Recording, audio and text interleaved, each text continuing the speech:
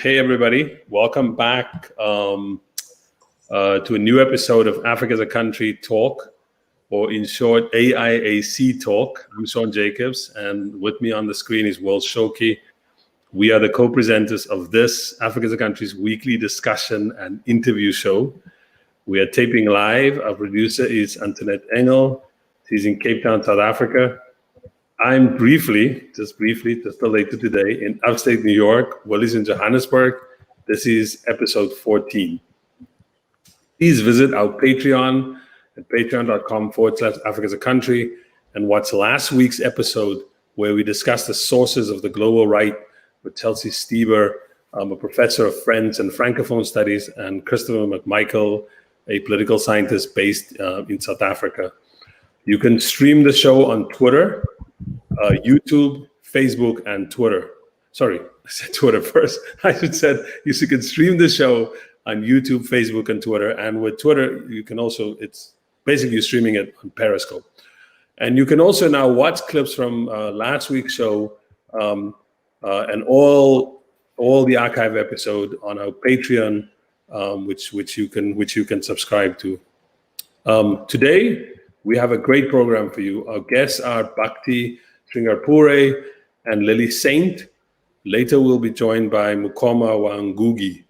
We are discussing books, reading, the teaching of books, and what would constitute the decolonizing of particularly English literature, as one of our guests, Mukoma, and his colleagues at Cornell University would have it, literature in English.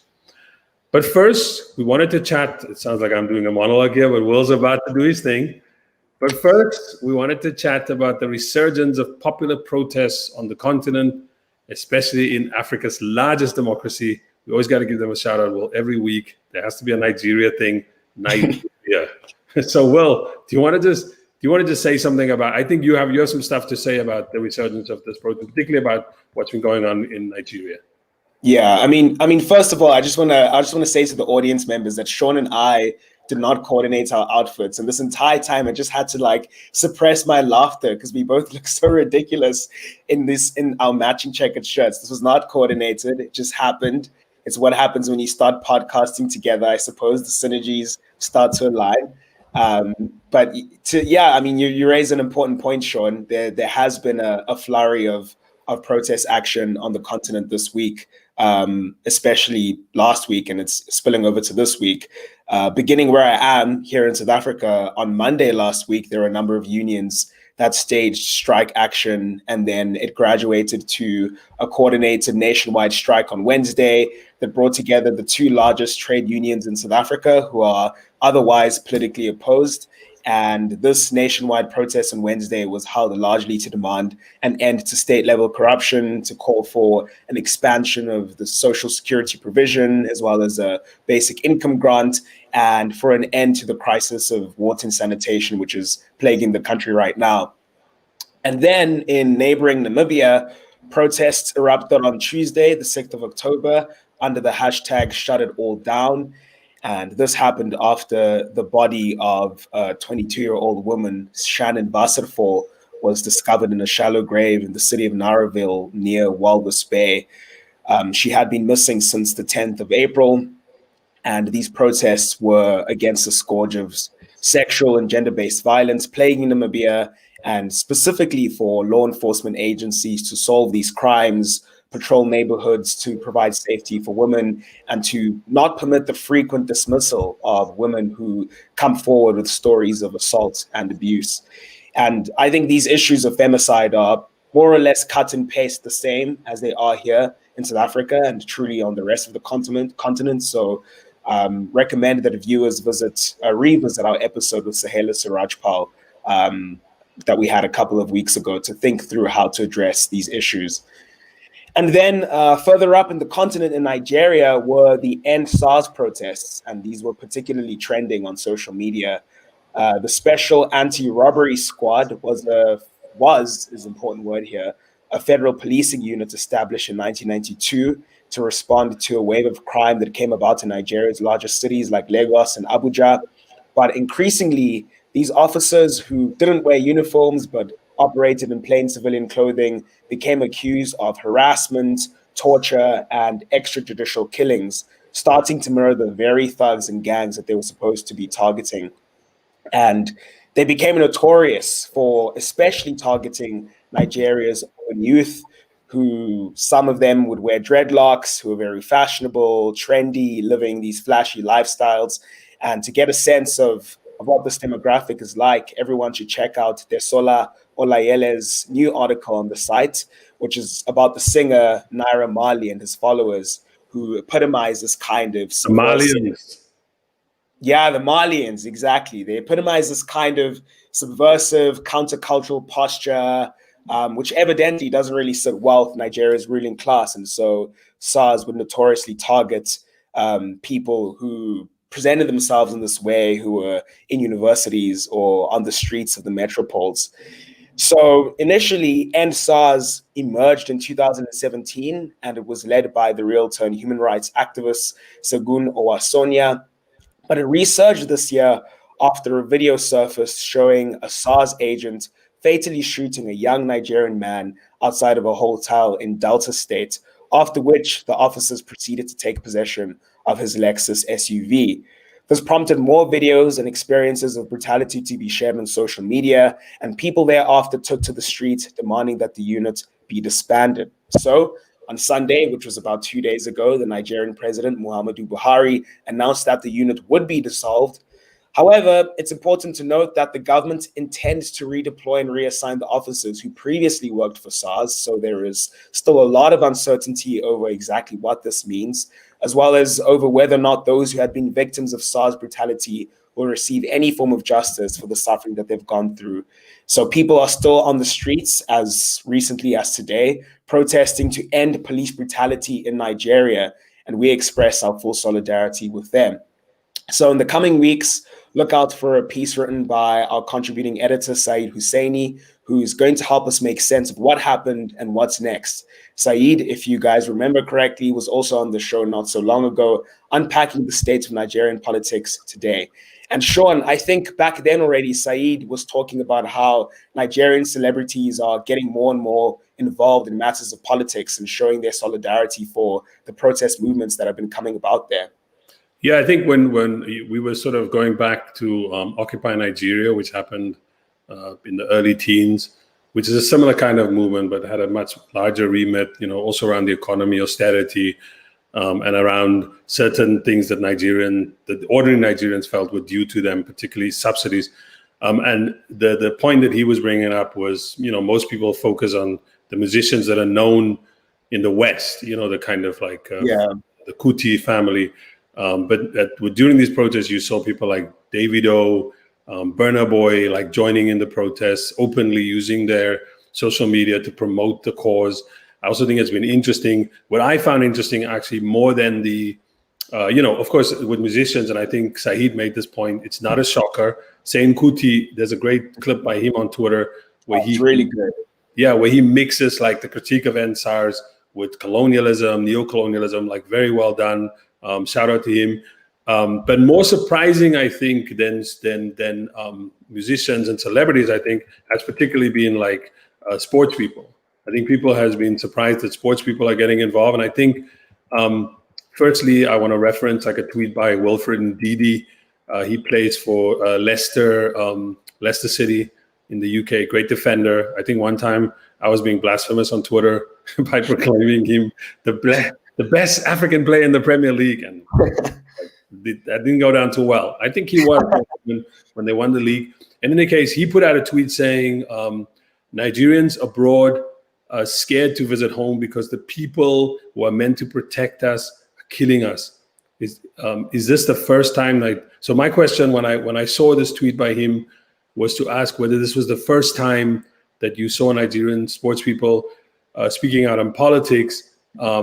Because in the past, what you would have, particularly with the most popular sport in Africa, which is football, which is also where the most famous Nigerian sports people come from, particularly the men's national team, which is kind of the embodiment of I suppose, Nigerian sports identity. They would usually tweet thanking their pastor. Usually it seems like some of them, maybe their pastor was their agent.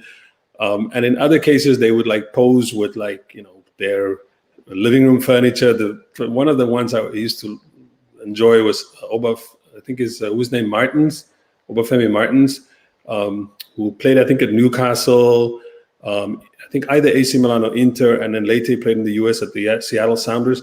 He had these like living room set that consisted of these like ornate chairs, and at the back of them there are these prints of like his shirts, of his different shirts that he plays for different clubs. To each his own decor, all I'm gonna say. But in any case, generally that's what sports people did, and they do that in where I'm from. They do that in South Africa too, right? Where they, at best, I think they'll pose at like an ANC golf outing. But for the most of it, it's, or they'll wear like there's this footballer I know is on SuperSport. He wore like a whole pantsuit that was like an ANC pantsuit during elections on Instagram. But in general, they don't make political pronouncements. But quickly then, I think what has been interesting is like Ndidi's tweet. So when I tweeted that and asked that question on Twitter, there was a great response by Dr. Amina Ajipong, Amina Ajipong, who reminded us that, she said, I've been impressed to see athletes adding their voices to the NSARS movement in Nigeria. And she said, especially Asisat Osoala. I've not seen much athlete political activism in Ghana, Nigeria, beyond demanding their rightful payments. Remember when the Ghanaian government had to send a plane to Brazil because the players needed to get paid?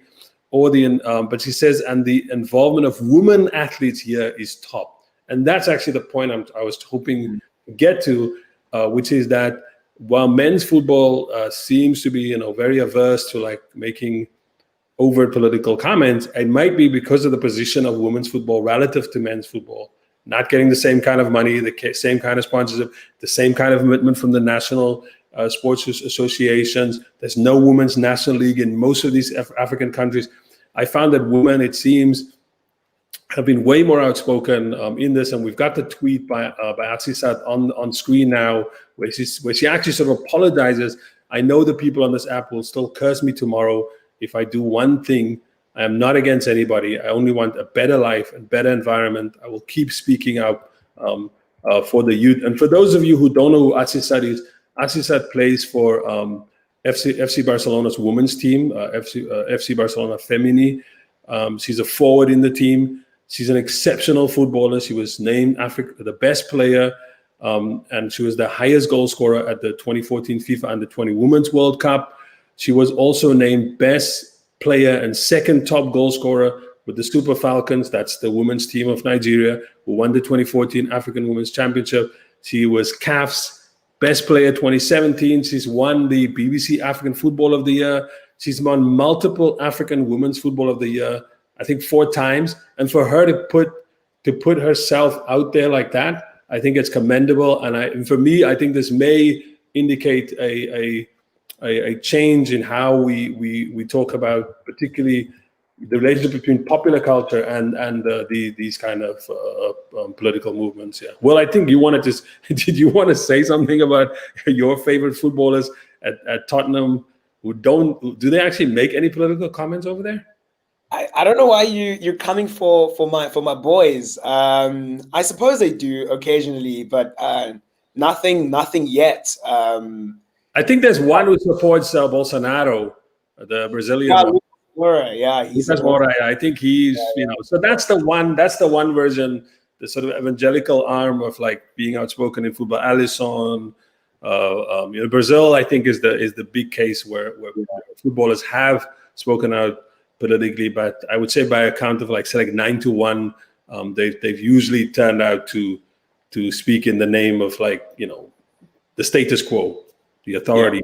And it's very rare. So something that was very common maybe in the 1960s, the 1970s in particularly in European football. Italy was like a hotbed of this, where you would have footballers, sports people make really radical political commitments, Communist Party, Marxist. I mean, in the US, of course, which in this case, I think the US is actually quite exceptional. LeBron James, shout out to him. He just won the NBA championship. Very outspoken. The NBA as a whole, right, was very outspoken on the question of Black lives. But even more than the men's NBA was the women's WNBA.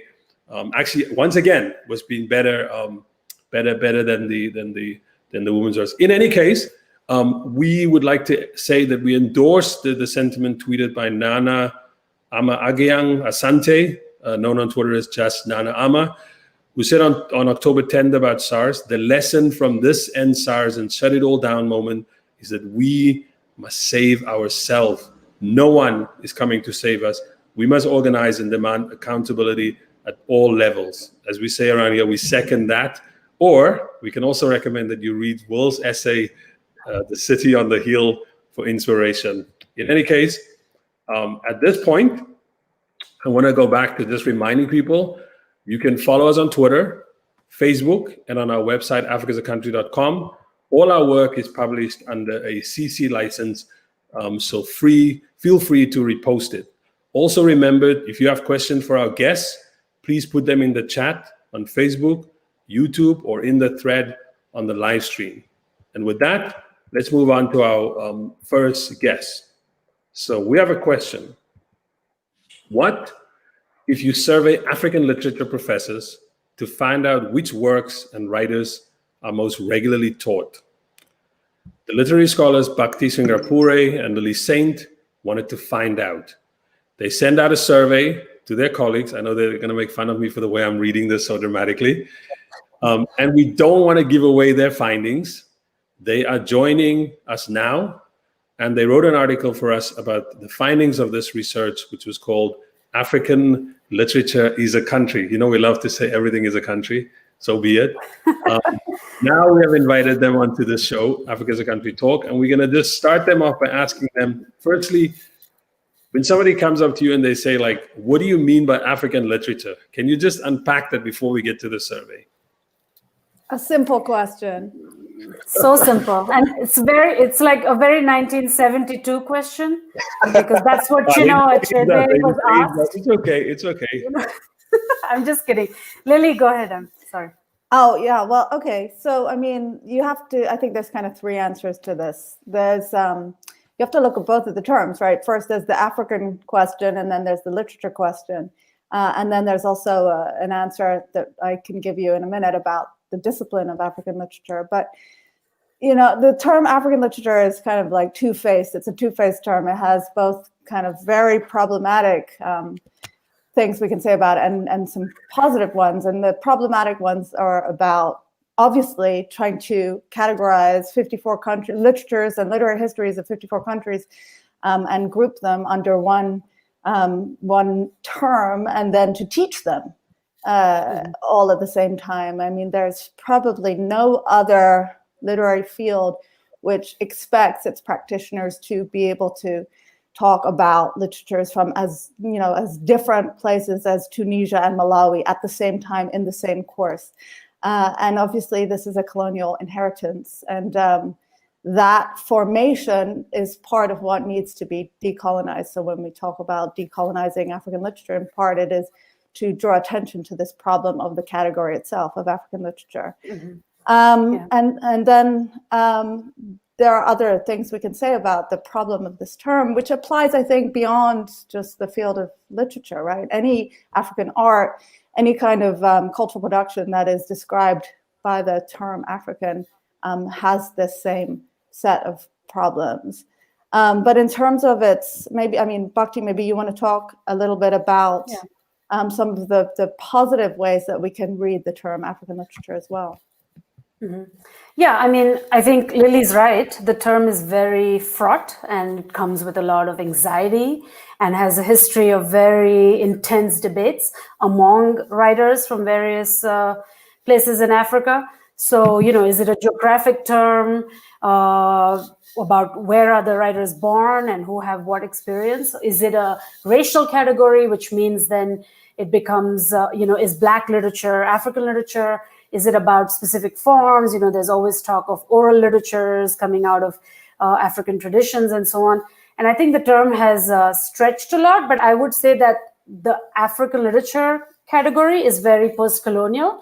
And the good thing is that it's willfully in solidarity with a kind of post-colonial, anti-colonial, pan-African, let's not be nationalist type of formation. And that's one of its great things, but this is what's causing, this is what ends up, becoming an institutional issue, actually. So, it doesn't have a rightful home. It's just too vast at the end of the day.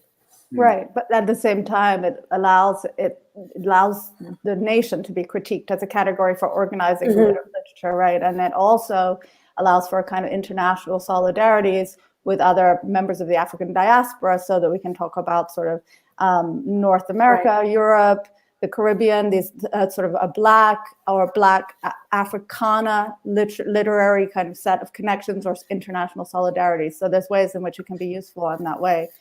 To go back to what Bhakti was saying about when you referred to oral, the sort of the ongoing debates around oral traditions on the continent, I think that's about the literature term of African literature, right? And so one of the things we have to do is understand how adding African to the word literature actually modifies the way we think about literature. So I think that's one of the greatest achievements of the category of African literature, is that it calls into question what historically has been included in the term literature, right? So and revising or even revolutionizing what we think of as a literary form, and distorting and inventing new ones. And particularly, I think this has happened in the novel, that has, since our first African novels, has attempted to incorporate into itself non-literate forms of storytelling and narration, which have completely transformed what the novel is. Yeah. But this also is about, Ngugi wa Thiong'o's very famous memo or manifesto on the abolition of the English department. And in that, there is a kind of a short comment on literary excellence. And he says, we just can't be bogged down by this sort of Euro-colonial understanding of literary excellence, that we have to kind of break down this category as well. So I agree with Lily there. And then the third thing, since you asked about African literature, is a discipline, right? It's a discipline that scholars such as Bhakti and myself and many others are engaged in. And that is, for me, like a very difficult thing to kind of get my head around, because it doesn't have the cohesiveness that many other literary disciplines have, both in terms of what is studied and what is taught, and in terms of methodological and theoretical approaches to the study of literature. We don't really have, as a group, a consistent way that we teach or that we think about African literatures. And you see that in our survey, so that we have this like broad number of massive amount of texts that are taught, which is fantastic. It's also a strength of the category, but it also means that as a kind of group of scholars, it's pretty disparate, and we don't really have a sense always of ourselves as having a kind of a strong canon that we all teach to, and also a methodological or a theoretical approach. So how did you come up with the idea for that survey? Was it in lieu of trying to understand African literature as a discipline, trying to understand what is the thing that binds the methodology and the practice of the discipline? Yeah. I think Lily and I had been flirting with the idea of a book series of African writers' biographies, because, if you think about African writers, they are never kind of given a certain kind of stature that you always have for certain European writers and so on. And I know that's changing, particularly in the past 2 decades and with tons of digital platforms. But in essence, trying to have a coherent sense of intellectual biography, literary history, and so on. And then when we start to think about who would we write, who would be the subject of these biographies, we were sort of, we started to wonder what's really being taught. We had a sense that it's very South Africa heavy, that it's very Nigeria heavy, but that was just a kind of intuition, rumors, chit chat, So we just thought, let's give this a go, right? And then, is that right, Lily? Yeah, I think we've always been sort of chatting anecdotally about making jokes about various texts that people always referred to, things fall apart, the kind of endless reference. And, because we teach African literature in these different spaces, whenever you talk to someone, some rando, whatever, about what you do, and you say, I teach African literature, for me, and they would say, like, what's your, occasionally someone would actually ask, like, which country, right? And I would say South Africa. I was working on a book at South Africa at the time, and no, they wouldn't say Coetzee, they would say Alan Paton, right? Like Cry the Beloved Country would be the book that would always come up. And maybe I'm thinking about people of a certain generation, but that was a text that was taught in the United States, I think, like in high school for a long time. And so we always had like these running jokes about these conversations that we would have with people about what we do. And there would be just such a slim consciousness in the public domain of what of the kind of vast array of works that have been produced historically and are being produced today. So then we were like, yeah, let's just find out actually what the truth is of the teaching. I bet somebody probably told you also like that Heart of Darkness counts as an African novel. We had 5 entries. Yeah, five people. I have to ask a quick follow-on before we ask about some of the results of the survey, which is, were you also kind of responding to the moment? Because, there's a political moment in which people are now kind of revisiting whether it's like just kind of the market, what people are reading, what kind of books people are buying, or as you say, like the discipline. So is this also like a response to kind of, I suppose, like fees must fall, roads must fall, this whole, all the talk about decolonization? Was this also part of it? Not for me until I saw the results. I'll be honest. There is, as with every discipline, there is a lot of posturing, right? So I've been at conferences. If I presented something on Adichie, I've had like a celebrity academic like take me down for like, that's not a worthy person to teach, that's too pop, things like that. So, there's always these kind of silly politics in every discipline. But when the results came back, we saw that some of these people who ostensibly are against certain writers, certain types of trends in the field are still teaching the same authors. And then it started to kind of log into, why is that, and of course, the reason is that the institutional space given to African literature is so finite, it's so small, that we're all improvising all the time. And then that got us into the decolonized type of debates and stuff. So, I mean, let's hear about I don't know sorry, Lily, if you want to add something. No, I think that Bhakti's right. I mean, we weren't thinking about those issues to begin with, but the results definitely led us to having to think about how we change this. So, what were those results? What was so surprising about them? I mean, I think first off, just the degree to which South Africa and Nigeria dominated the teaching of African literature. I mean, it's certainly it's atrocious, right? And then. Because then Ngugi is taking the continent, and then the absence of these literary histories from some of the countries completely not represented, not by one single text, right?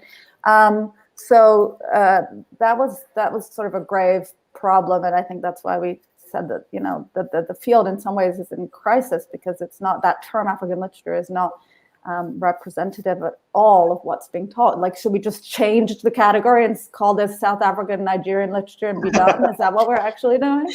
People from those countries will be happy if you did that. I know, yeah. but I mean, it's also. The South Africans won't be happy. South Africans won't be happy that Nigerians are part of that group, but they'll be happy that they're in the group. South Africans are winning, period. Yeah. They have twice the amount of texts than Nigerians, unfortunately, but the Nigerians are catching up fast with the immense publishing industry, obviously, as we know.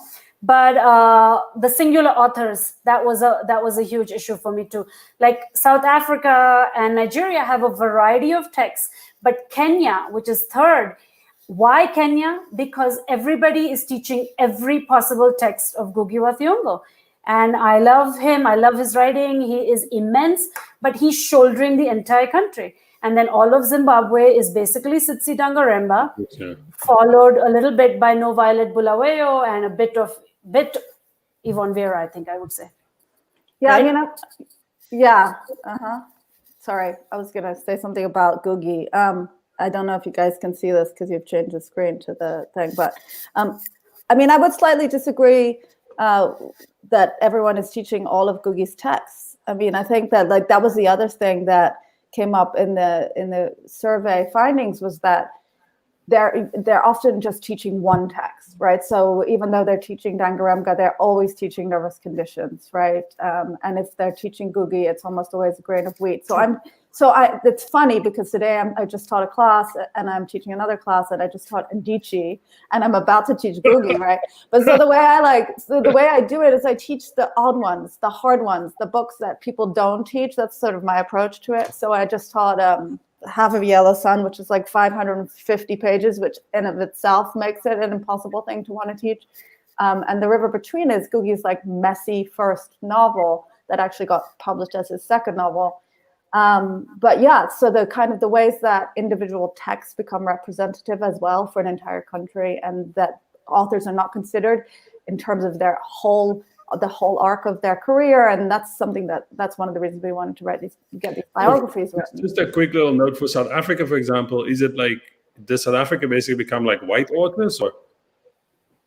No, but there are a lot of white authors there. It's a lot of Coetzee, yeah. And Gordimer.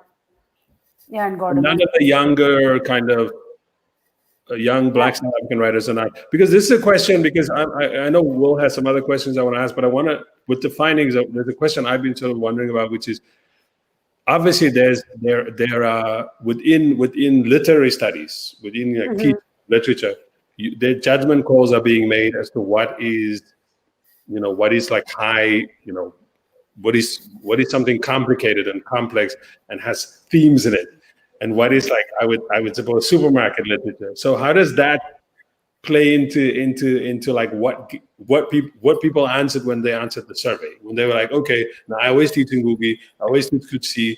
I mean, I'm not going to mention an author, but I'm not teaching that because I don't consider that serious literature. I mean, is that also part of the problem? Which goes back to that other debate about, when you talked about how Ngugi and them talked about breaking the model, like, box, like maybe it could be something else. Like, is that also now part of the debate?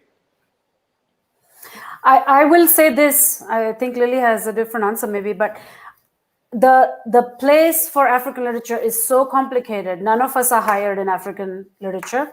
We're all hired to study the world. We're doing world literature, the whole world. Everybody else gets periods and all that of British history. But the place is so small and so finite that you've already kind of want to defend yourself by picking the most accepted, excellent work of literature. And this is where what's interesting is that Adichie is always on the cusp of that. People always see her on the cusp of that because of her popularity, because she's always in fashion and things like that. So she causes a lot of debate. Meanwhile, I know tons of colleagues who work on market fiction, who work on popular fiction and things like that. But it did not seem from the results we got that people were teaching a lot of this. Just for people who don't know, by market fiction, you mean that kind of like popular street literature, right? Yeah. Mm-hmm. Yeah, I mean, I think Bhakti is right. There's often a divide between what we work on, what our research is on, and what we are expected to teach in the classroom. And it goes back to the discussion of what is literature, right? And how does the adding of Africa change the way we conceive of literature? And I think when I was talking about the inclusion of oral forms, proverbs, fables, folktales, and so on into the novel, that's one thing I would point to that says that there are other forms, popular forms, right? Verbal forms that don't need literacy that have been incorporated into the novel, into other literary forms that then can be discussed in a classroom, which would never happen if you're teaching like the 19th century realist British novel. No one's talking about other forms of narration, right? So I think the popular gets brought into the classroom in those ways, and then what you're really talking about, though, Sean, I think is like cultural studies, right? Like, because in general, So I think of someone like Karen Barber, whose work was on all of these kind of popular forms, because in general, that's not treated as literature. And so what we need to do is expand the category of literature so that it allows for popular forms, and rather than be segregated off as something into a separate box. And one very quick thing is also that more than any, there's all this kind of freedom. I don't think of it as freedom at all, but a lot of literature, people are able to depoliticize the study of literature. And, that's a huge issue in just being in an English lit department. It is so problematic and, often kind of proud to be apolitical, but we just can't do that within African lit. So that's where Adichie gets taught as a feminist writer. You have Nawal El-Sadawi, who, as you know, Marcia Links Quayle in her response to a survey critiqued and said she's such a she's not a good writer, but she keeps getting taught for some very political purposes. So that's another somewhat a constraint, maybe. Oh, here's Sophia. So there's a question here from Sophia Zeb, who says, I don't think lit folks are necessarily thinking about high lit or high literature. Look at how many people teach Nawal El-Sadawi, who is a great thinker but a terrible novelist. What do you guys think? Yeah. That's what I just said. There's a political imperative. A woman from Egypt, feminism, becomes ethnographic, right? Often there's an expectation that you teach about Africa when you teach a work of literature, rather than you teaching about the novel and how the African novel has transformed the novel form. Yeah. So a related question by that. There are also some other new novelists being taught. For example, Yaa Gyasi's debut novel, Homegoing, was the 14th mentioned singular text in your survey. So, other than the things you've mentioned, what else makes a new author popular or worthy of being taught? Bhakti, you were mentioning earlier that sometimes you have to choose texts which are deemed acceptable. Sometimes they're chosen for political reasons. When Homegoing is 14th on that list, what makes it such? You have to ask. Boris Diop just wrote a great piece for us about contemporary African literature and what makes it. But Bhakti, go ahead. You had a thought, and then I will. No, my thought is so long-winded because actually, Will, I have a book in which half the book is dedicated to this idea and the politics of sort of publishing and the way in which academia always leaps off of mainstream publishing. People think academia is the ivory tower, but actually the connections between the two are very rigorous and very intense. Very specifically, Homegoing it's very much that phenomena. It's super popular. She's everywhere. And, she's kind of playing a bit with form.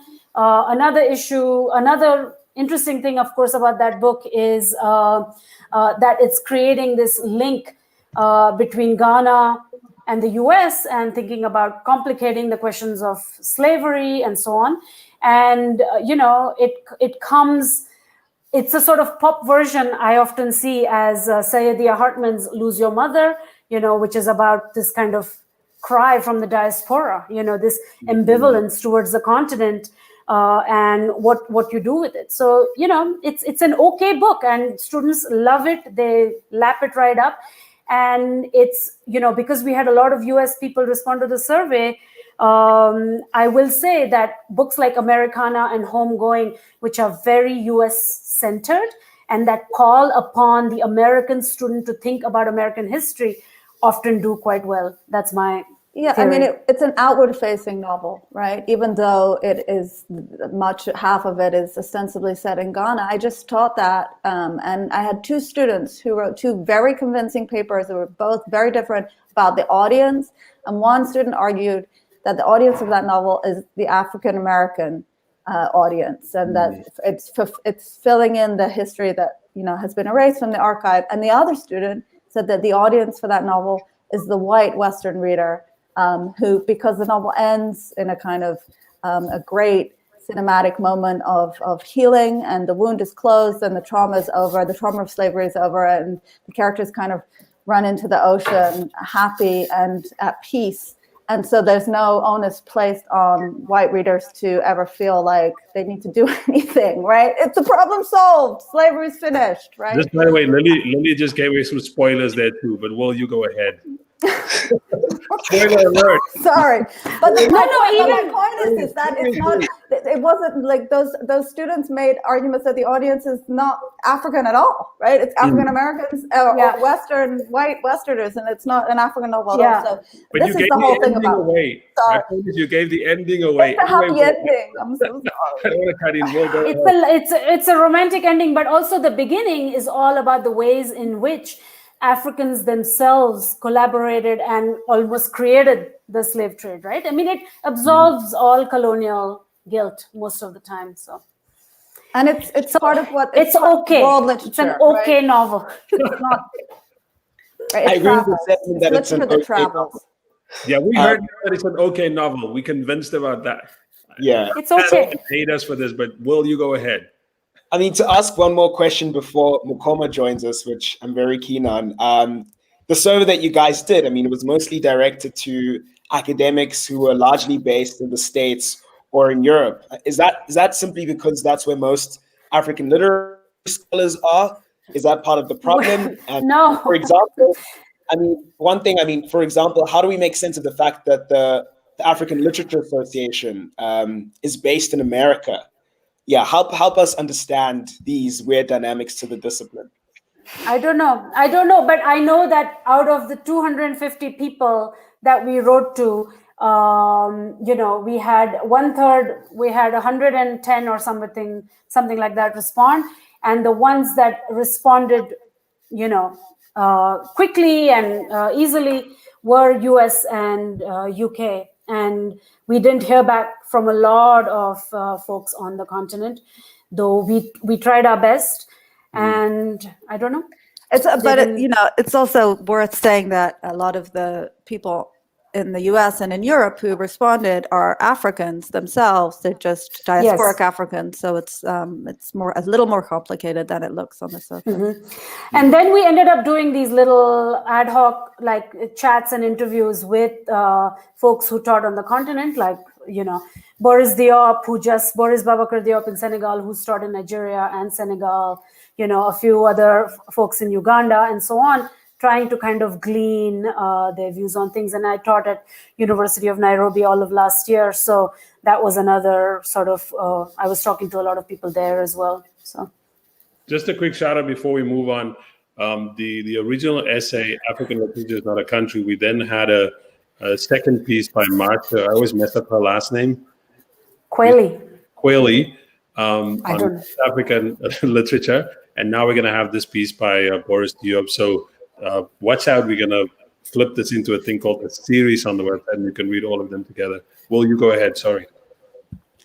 I just want to bring on our third guest who's joining us this evening. This evening for me, Mukoma Ngugi, who is himself a novelist and author of 6 books and an associate professor at the newly renamed Department of Literatures in English at Cornell University. So, Mukoma, if you've joined us, thanks so much for being with us today. It's great to have you here. And maybe a good place to start is with the development from where you're based at Cornell. The English department changed its name from English Literature to Literatures in English. Could you help us understand the significance of this move? Has this happened before anywhere else in the States or anywhere really? Yeah, so the first thing is I've only written 6 books though, only 6. Okay, I'm not sure, but more. No, but so the first thing to say is that we're still going through the process of hold up, that's 8 books. We're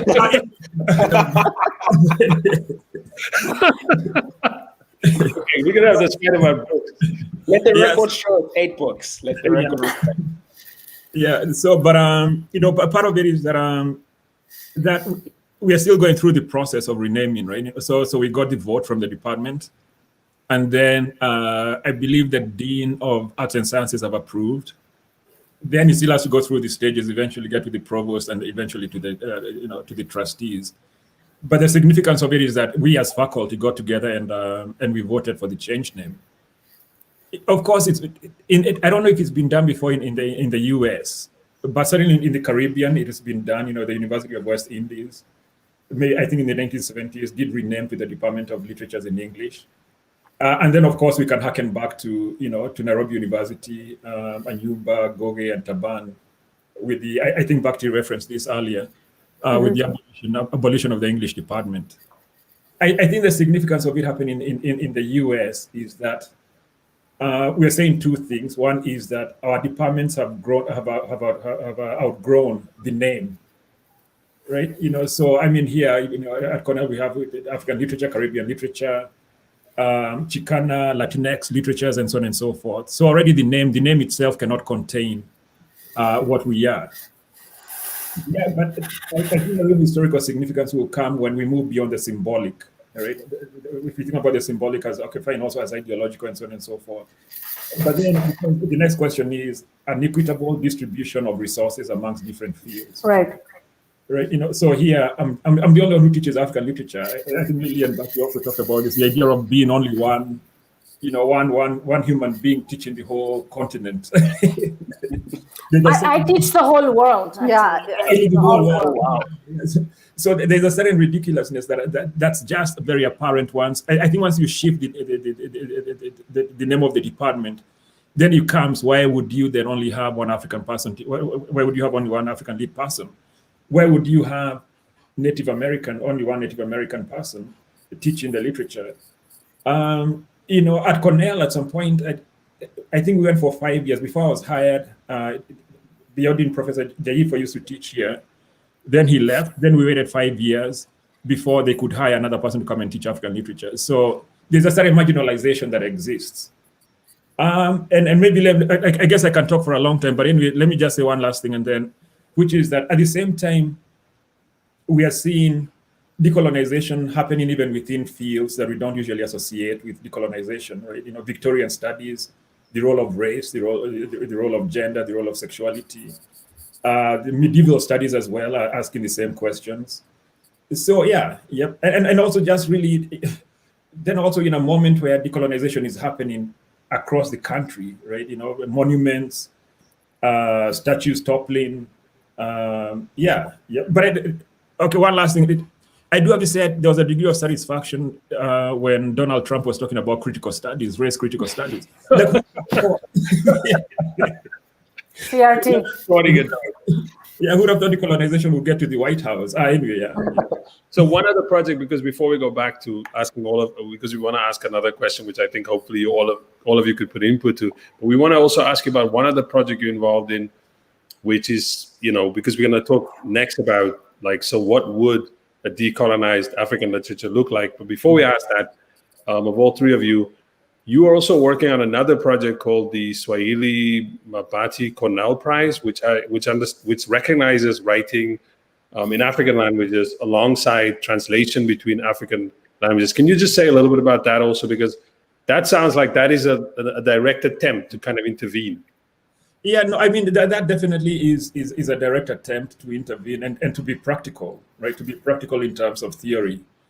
So the prize, we primarily get money from Mabati, which is a Kenyan roofing company, which I've come up with this motto, African philanthropy for African cultural production, right? So most of the money is coming from Mabati. And in a way, in fact, we should remove the name Cornell from it because Cornell hasn't been very helpful. I don't get any funding from Cornell. In fact, for Cornell, it's more like an adornment, right? But the whole idea is that for writers writing in Kiswahili to get published, and then ideally we wanted to have a translation part to it, right? But we don't have enough funds. I mean, we're always struggling for funding, right? And I guess if you're really thinking about decolonization, I think it's more like an adornment, right? Oh, sorry. Can you hear me okay? Yeah. Yeah, but if you're really talking about decolonization, I think African universities will have to take a lead in this, right? So there should be literary journals in African languages. Let's say Nairobi University. Earlier today, I was in a session at the University of Nairobi where I was asking, like, why, like, how do you end up with transition? How does transition journal, this seminal, important, intervening journal, move from Makerere University to and now it's housed in Harvard, right? But anyway, for the Kiswahili Prize in African languages, for me, I do feel the pain of not having access to literatures in African languages as a writer and as a scholar, and also really just the fact that so Kiswahili is spoken by 200 million people, give or take, only has one literary prize, and that's the Mabati one, right? I think there was or maybe two. Even if you said three, even if you said four, they wouldn't be enough, right?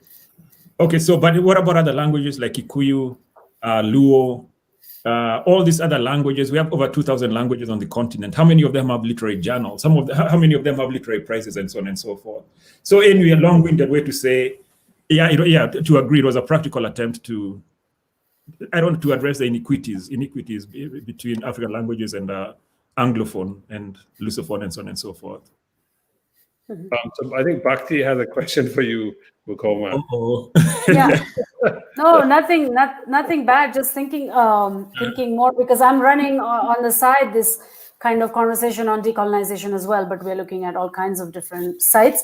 So I was just wondering about when you all petitioned for the name change and things like that, there were all these other simultaneous things happening at Cornell and in Ithaca. In Ithaca, they're firing like 100+ professors or something. That's like your town, Ithaca College. And then at the same time as news of your thing, as your name change thing came, there was this whole other petition that went through because Ariella Azule was speaking at the architecture school in Cornell, and then the dean or provost or something put up this whole, commentary about how they don't endorse her opinion, or that they are, do you know this? And then there were like over 1,000 signatories. So I'm just saying, like, how do you kind of navigate a space like that? I mean, it's clearly a very troubled space, as all university towns and spaces. So, did you build in stuff, resource stuff, political stuff in the name change petition that addresses some of the kind of surrounding? I don't know. I was just wondering. There were so many contradictory things happening. I think you're sort of suggesting like symbolic politics and their connections to, I suppose, larger sort of material issues. Like, I mean, if you look at, just by way of kind of, maybe this helps, when they did Fees Must Fall, Rose Must Fall, there was politics around symbols, but simultaneously there was a politics around staff who were employed as not on a full-time basis and could be fired at any time. So the protection for those workers. And at the same time, this larger question, of course, I know you think about these things. The larger question also with the university around like who the faculty are, who's running the university. And even if you have Black people running it, then they will also implement neoliberal models. So kind of like that complicated politics. Because the slogan, I mean, like at Fees Must Fall, the slogan was decolonizing and decommodifying education, right? It's also here. There's a whole police brutality thing, and we're thinking a lot about the cops and surveillance on campuses. I mean, this is connected to what we teach, what we study, and so on. So I was just wondering how all those. Yes. So the first thing I would say is I think a year ago we wouldn't even have suggested, right? I don't think we would have. I mean, of course, we have always been aware of the need, I mean, we talk about, hiring diversity and so on and so on and so forth. But I don't think a year ago would have been a position to suggest a name change and then having it go through, at least through the department. But as you guys are suggesting, there are all these, it's a confluence. I keep thinking about Karl Marx and when he said that men, he meant men literally, right? That men they make history, but they don't make it in the circumstances of their own, right? Or something along those lines, meaning that it's usually an idea, but then you have to have almost history has to agree with the idea, right? Or maybe the other one is, the other slogan would be that there's nothing as dangerous as an idea whose time has come, right? But it's saying the same thing, that without what we're witnessing in terms of decolonization politics, I don't think we would have succeeded. So, but the university by nature is corporate, right? And we would be sort of short-sighted not to think that the reason why our ideas now for decolonization will be adapted is because, well, it's an institution that's also adapting to the historical circumstances it finds itself in. In other words, I don't see how the administration would say, and in the historical circumstances we're in, with Donald Trump breathing down, coronaviruses, above our heads and stuff, and the racism and the opposition and the rebellions that are taking place, a university would have to find ways of absorbing what is being asked. But the university as a corporation, when you look at the statistics at Cornell, I think Black faculty 8%, maybe less. I think maybe like 5%, right? But even then, even that 5%, if you break it down, because they say Black and African, right? So Black and African, Black/African, then, or African American, and so on and so forth, right? So when you break it down, actually, it could very well be that for African Americans here at Cornell, they could very well be 0.2%. Right. Yeah. So I don't know. But to go back to the question, I would see it largely as it's an ideological struggle. It's an ideological struggle, and for now we have the momentum. Can it be maintained? Will it be absorbed? And so on and so forth. Yeah. Yeah. Yeah. It's hard. So then to ask the big question, if you all could comment on this, what would be, let's say, the 5 elements that have to be included in a genuinely transformed decolonial disciplinal field, something that goes beyond symbolic decolonization? What would those be? For your field, for African well, it did say it's complicated, but for African literature or for the literatures of English. I mean, I think it depends whether you're giving us a blank slate to work from or whether you're asking us to be pragmatic and revising what currently exists, because I think our answers would be very different if we were just allowed to start from nothing. You should start with the blank slate. Do you burn the heart of whiteness? Yeah, we can dream a little. Circumstances of your own choosing, what would those circumstances be, and how would you make that history? I think you would have a department of literatures. That would not be literatures in English, so that it would be a massive department, and then the question would be how to organize the study of literature within that department. You would certainly have languages taught in their original language and in translation, and what else? I think there would need to be an emphasis on reorganizing periods, the way that literatures are taught by periods, like Mukoma was talking about, the way that Victorian studies has been decolonized. That's great, but it still maintains Victorian studies as like a central organizing period of literature. And it's a reference to an English queen, right? This is a problem. I don't think we should have Victorian studies ultimately in my blank slate. We'd have to think about history differently and the relationships between various cultures and languages and literary histories, and organize them differently across period, across time. I have another thought too, but somebody else can jump in. I'm sure we have other dreams. Oh, and also but move away from nations, because I think national organizing of literatures is also like part of what contributes to some of the problems, which isn't to say that we can like totally destroy the historical reality of the world organizing, being organized by nations, but to problematize and to think very carefully about how national literatures has been part of the damage that has been done to African literature as a category. Yeah. Should I speak? Go ahead, yeah.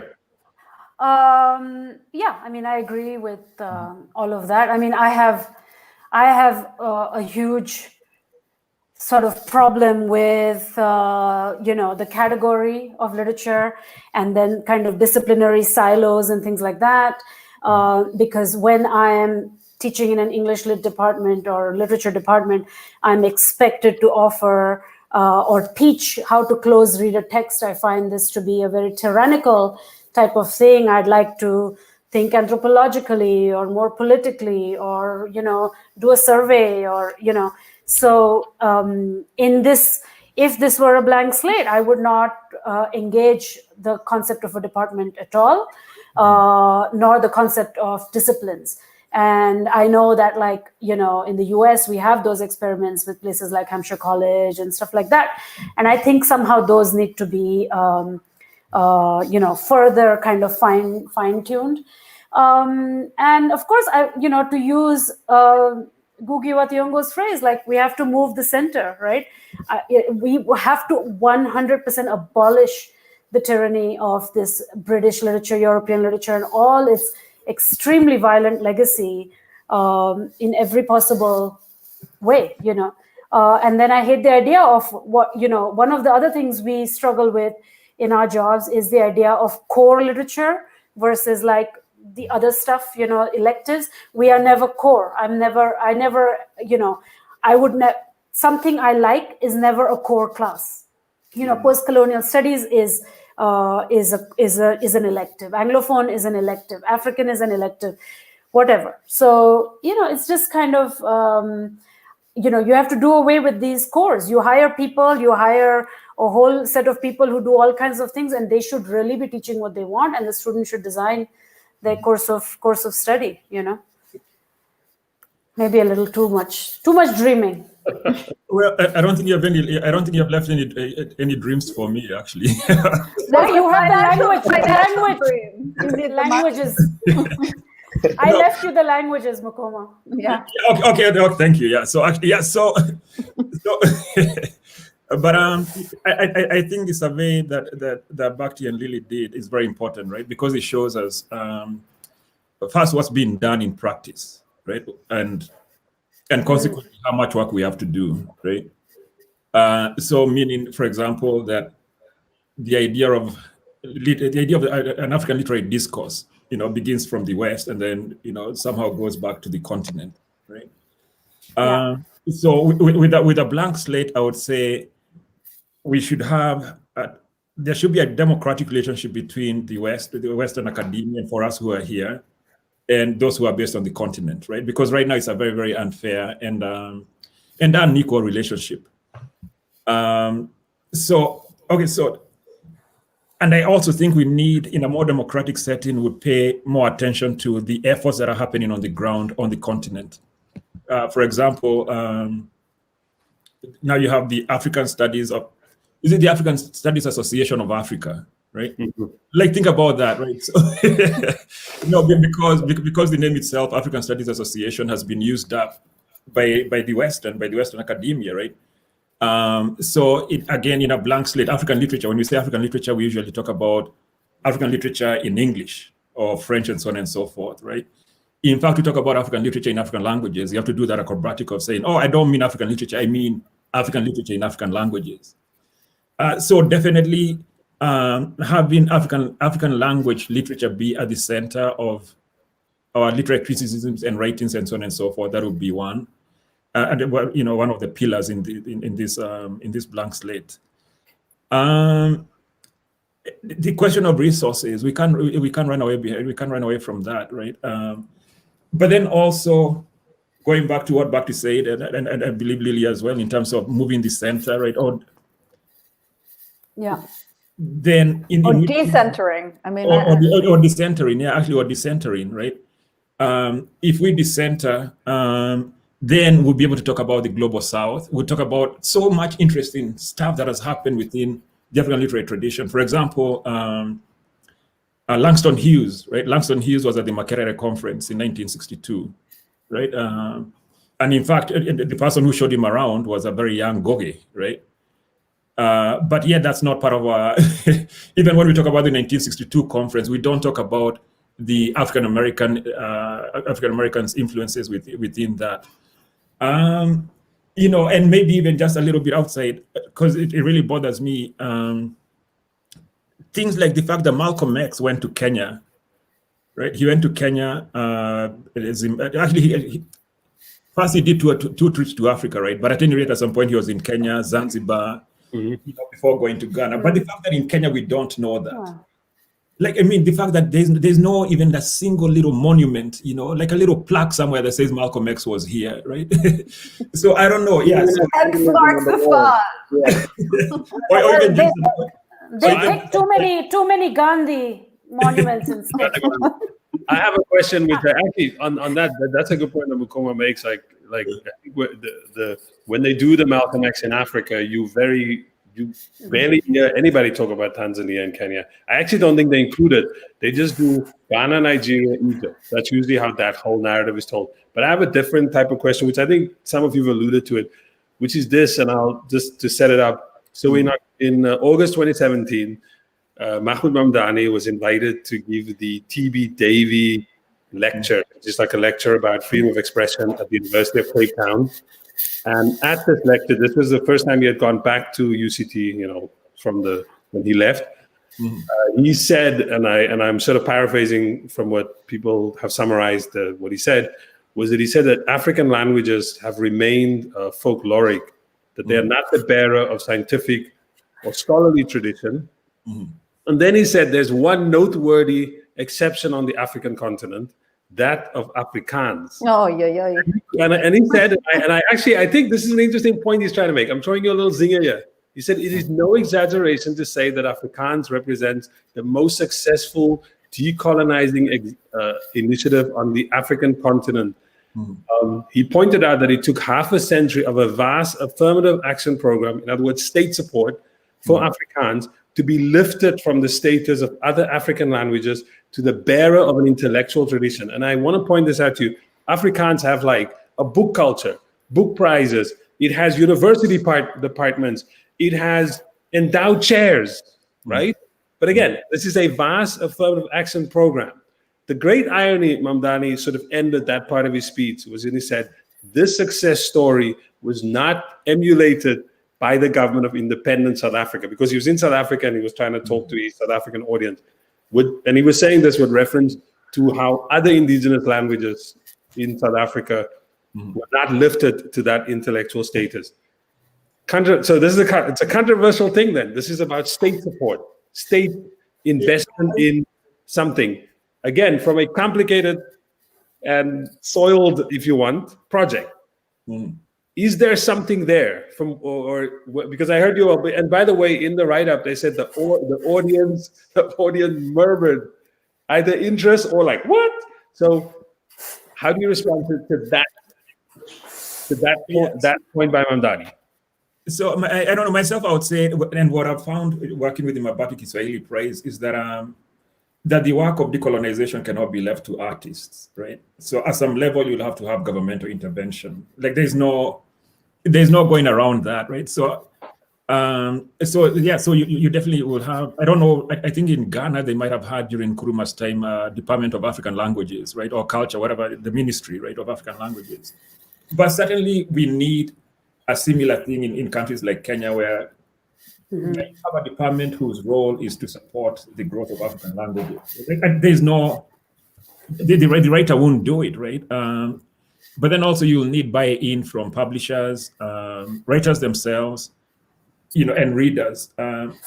What surprises me the most, okay, maybe not surprising. Well, okay, it's surprising in a way, is that the people who mostly advocate for English, right, are politicians and intellectuals, right?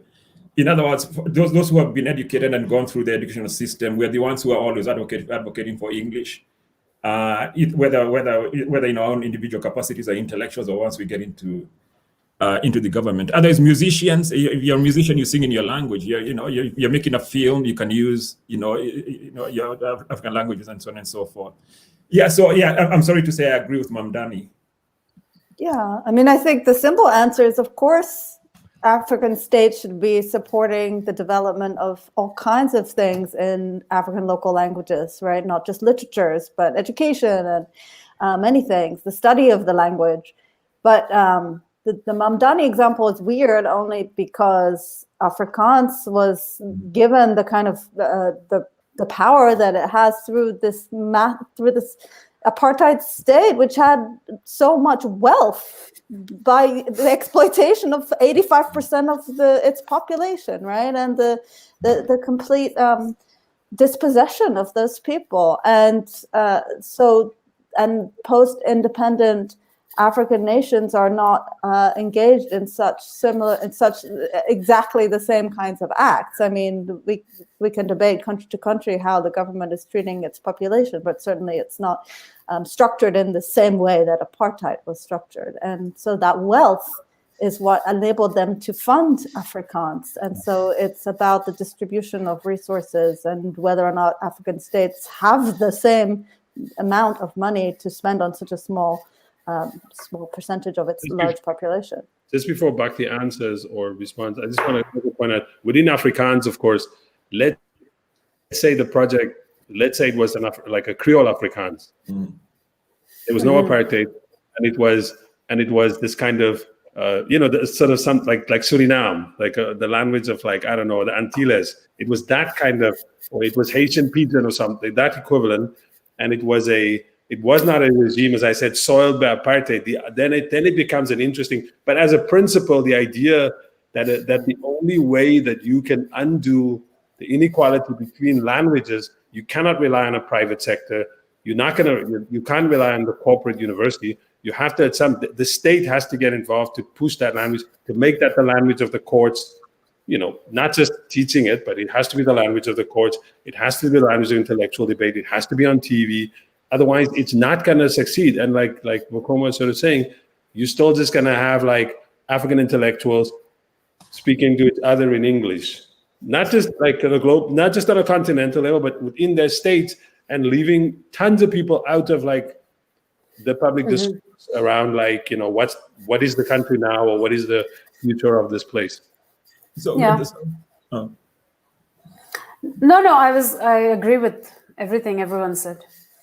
Hey, Sean. No, I was just saying it makes me think of India because we are forcibly trilingual there at all times. For those who can afford an English education, you always have to afford it. You have to also have Hindi and whatever is the language of the state, and a lot of culture, TV, all of that. I mean, there's a lot of forcing certain languages as a national issue that keeps happening. So, the model that Mamdani is talking about is in the end the right model. The problem is that it's Afrikaans, which comes with a very fraught history, I guess. So. Yeah. So and what is interesting about English itself is that English used to be treated like an African language in England itself, right? So it's not until in the beginning, English was seen as a vulgar language. It was seen as a language for peasants, right? It's actually not until state intervention, and this was because in the 13th, 14th century, the British realized it's sort of silly to be fighting the French and others using their language, right? So they needed a national identity. So English was picked up and cleaned up, and standardized and so on and so forth. So actually, the irony is that the growth of English itself has the best instruction for African language. Yeah, I mean and then of course when English came to the continent through colonization, it did to African languages what was done to it, right? So the African languages that became vulgar. The African languages could not carry culture. They couldn't carry science and so on and so forth. There's a term I use in my book from Adam Beach, another literary critic. He uses the term the English metaphysical empire, right? To capture what Imperial English then wanted to do to the rest of the world, which is to become the standard of aesthetics, the standard of I don't know, the standard of beauty, whether in literature or in science and so on and so forth. But English itself, yeah, it had to go through that battle. Mm-hmm. So, yeah, there's a lot you've left us with there, but to maybe ask kind of a closing question, and it's related to this point about, the question of what must be done beyond what academics and universities can do. But another point that Ngugi was making in decolonizing the mind is how we need to be learning the language of the peasantry. So I'm wondering, must decolonizing African literature studies or decolonizing literatures or literatures in English, whatever we end up categorizing it as, must that also involve taking literature outside of these elite institutions like universities and bringing it back to the people? So rekindling something like what Lily and Bhakti were talking about earlier, of this oral tradition where storytelling was available to the masses and anyone and everyone could participate. And if that's the case, outside of state support, what does that look like today? What can intellectuals and academics do to democratize literature? Teach Burna Boy. No, I mean, I think it's just the thing that practically needs to happen now. It's sort of endless battle with admin. I mean, there is just no other way, because, we have such a faux concept of diversity and multiculturalism in US and Europe. It is so problematic. It is so exploitative. It is so extractive. And until you decolonize diversity, decolonize multiculturalism, and the way those initiatives, tokenize women, anybody, we're not going to get anywhere. It's all about going to war with the university. And I don't know how that can be accomplished, but this is a key thing right now, because it's an immense force. The university is an immense force in our culture, in our politics. So, we have to fight it tooth and nail in a way. And I don't know how we can accomplish that, but it's really mandatory, especially at the smallest of levels, like faculty meetings to the whole thing. Yeah, I mean, I have a different set of answers to your question in a way that are about storytelling and genre, which sort of makes me want to throw literature as we've known it under the bus, because I think the way that I don't think we have a peasantry in the same way that Ngugi meant on the continent, now that the majority of people are living in urban or semi-urban environments. But it is other forms that people are engaging with that are largely non-literary that are going to be the way that most people consume stories, right? Film, TV, radio, and I think that's I don't know how to reconcile kind of highbrow literature with those forms of storytelling, but I think if we expand the category of the literary, in my like blank skate dream landscape, maybe it's not a department of literatures, but it's a department of storytelling or department of narrative, and then we can have film in there. We can have all of these other genres mixed in as well. And those are the you don't need to be you don't need to have literacy to engage. No departments, Lily. No department. The non-department of all things. Hampshire College. A space of culture and politics. Sex, fun. So going back to the growth of English, right? So at some point, William Wordsworth was arguing for what he called using the language of men. Again, literally, he meant men and very elite and so on and so forth, right? Yeah, but people like Wordsworth were calling, going back to the language of, essentially you're saying he meant the language of the people.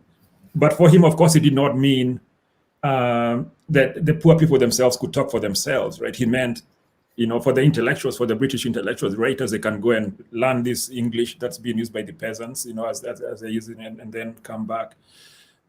So I don't know, for me, I hear all these echoes. So even with Ngũgĩ, when he's calling for writing in African languages, like there's some irony there that he's, in a way, echoing or maybe taking Wordsworth further, right?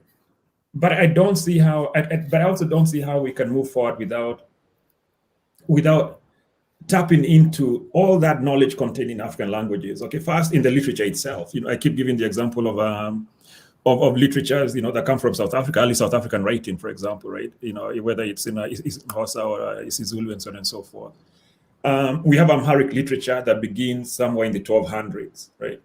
There are all these manuscripts in the Timbuktu that haven't been transcribed or haven't been translated. Mm-hmm. So I don't know how can we talk about decolonization if our knowledge is locked away from us. For me, that's the most urgent question as a writer, as a scholar, and so on and so. Like how can I even say I'm an African writer if my imagination is not tapping into all that, all that literature that came before me, simply because I was channeled into the English language, then cutting me off from all these knowledges that are there, Yeah, so I don't know. I mean, in some way, the African universities have to get serious. I don't know how to put it. Like we have to invest time and money and in reaching into these histories, right?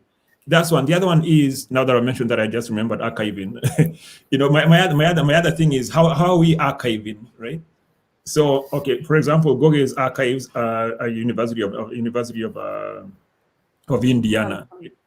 I don't know. Achebe's archives are probably somewhere in the West. Amos Totiola's are in University of Texas. So, and earlier today I was giving the ridiculous example of you're a student at University of Nairobi, right? And you decide you want to write your essays on Ngũgĩ's works. And then imagine you have to leave Nairobi University to travel all the way to Virginia. Like what like it's madness in a way, right? Like, or the fact that that to study, the fact that Transition Journal, I mentioned this earlier, Transition Journal, this seminal journal that makes the Makerere generation what they are, this important thing, right? That now it's at Harvard, right, where it's locked away by gates. Transition doesn't do anything anymore, right? So I don't know. Like I think the idea of archives and how and how we're thinking about our archives, how we're thinking about our knowledge systems, production of knowledge. I think that's crucial. That's extremely crucial. There's no moving forward. I mean, we can keep moving forward, but where are we going to? Yeah. It's just Netflix now. That's it. That's all we got. It's not just Netflix. It's Patreon, which is where all of our shows are archived. That's accessible to anyone, anywhere, anytime. And speaking of our catalog of shows, this brings our show today to an end. If you're watching now, watch this episode before it's tucked away on Patreon. And if you want to access, please subscribe to our Patreon. I heard Patriarch. I was like, Patreon? Patreon. Oh, yeah, I saw somebody saying it should be called Matron. Well, we will fight for that as subscribers of Patreon. Thank you so much, guys, for joining us on the show today. We really appreciate your time and insights. You've left us a lot to think on. And thank you very much to our audience for watching. We appreciate your views. Thank you very much to Antoinette Engel, who's our producer in Cape Town. She's been lovely and sharp as always. Please stay tuned. Next week, we're going to be talking about the politics of anti-corruption, as well as Tanzania's latest elections. We're going to be unpacking that, and keep a lookout to see who our guests are going to be. And until then, thank you so much, guys. We appreciate it, and have a good night. Kwaheri. Thank you. Thank you. Thank you. Merci.